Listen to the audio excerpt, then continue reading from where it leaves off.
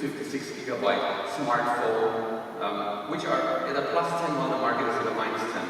Or look at the gaming laptops. Okay, they're all negatives, but the gaming sector is still outperforming. The washing machine with steam or French door refrigerators, which is a form factor that is much more aspirational. They're all growing, so they're still a road to success with quality products, with aspirational products, especially with those target groups that are not affected by the cost of living crisis so much. And last topic, unique use cases. I think it's a bit hard to explain, but I will try with giving you a little bit of introduction into what is happening in 1 minute on the internet. 1 minute. You can read it. TikTok, Insta, YouTube. Amazing numbers. Amazing numbers. Amazing numbers of content creation. Content is created unbelievably a lot. Particularly by the young generation. They are much hooked on those platforms, as we all know. But they're creating that content every minute. And they need support, hardware support. They need products to create that content. And that content creation market is supposed to go from 12 billion to roughly 24 billion as an estimation in 2027. So it's really big. And it starts with ring lights that you need as a blogger or vlogger or whatever. And it goes to laptops and so on. And I'll give you some concrete numbers here.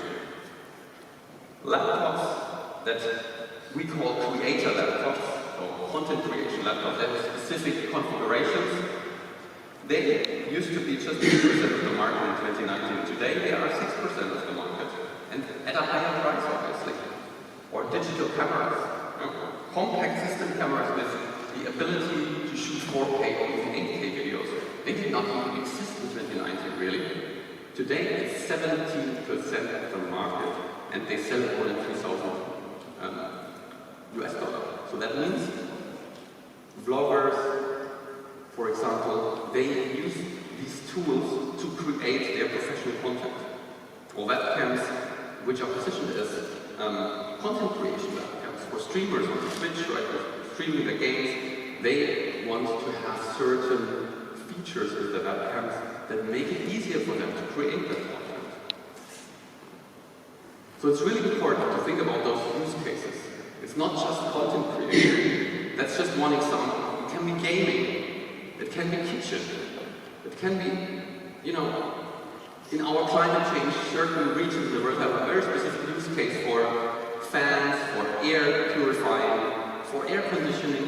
There's specific use cases you can think of. And it's kind of the antipode to multifunctionality, but it's really a specialized area where people are very passionate about something.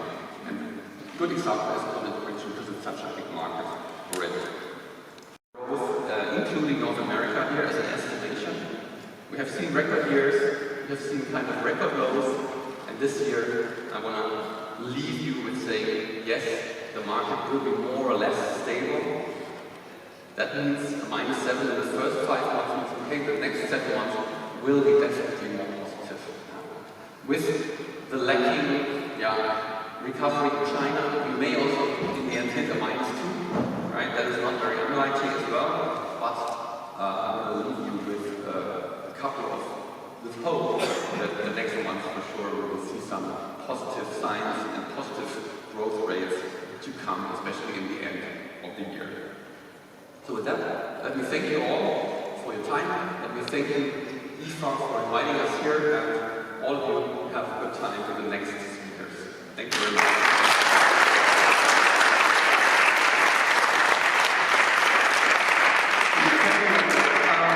Just this one question, as I just realized you both are like Gen X. Is it that actually people should really be focusing on all these kind of groups? Because I thought that we're living in a world where it's more about the common interest, but not the common age group. No, definitely. I mean, when you think about Gen Z, it's really a game changer in many aspects. Right? I just talked about content creation. It's so different how they approach things and what kind of products they want. So that even companies that we talk to, they really have a very distinct approach of how they move toward that generation via other generations. Let me give you an example. Even the older generation, they are so much concerned about energy efficiency, while younger generation is much more concerned about about recycled material, right? They have a bit of a different perspective due to their age on many things. And so I think it's super important, especially to understand the new and Gen X generation, which is now coming into an age where they start purchasing a lot. Because, like, as a final one, just like a final thought, because it's interesting that Gen X is just quite happy, just things to make them smaller. I don't want to carry too much. It has to be like, it has to have like an easy interface, all these kind of things. Gen Z is obviously also more interested in older tech. Instead of like going for high tech, they're going for vinyl, and not going for 8K, some of them actually even looking for 1 megapixel cameras in order just to have a specific aesthetic. I mean, is that kind of like counterproductive for the industry that they should really think too much about the future? I think that is kind of an anti-trend, vintage trends. It's not, I wouldn't say that's a danger, because in the end, performance still also matters for them in the end. So I don't believe that the mass market of younger Gen would actually go for those back. That's not what we see. Because I got DJ friends and I don't like to carry their vinyl all the time. So thank you so much for that. Well, maybe you're going to join us later on, because we're just going to have a special guest. We're going to be talking about AI. And certainly I think that AI is also kind of an issue concerning like the new tech.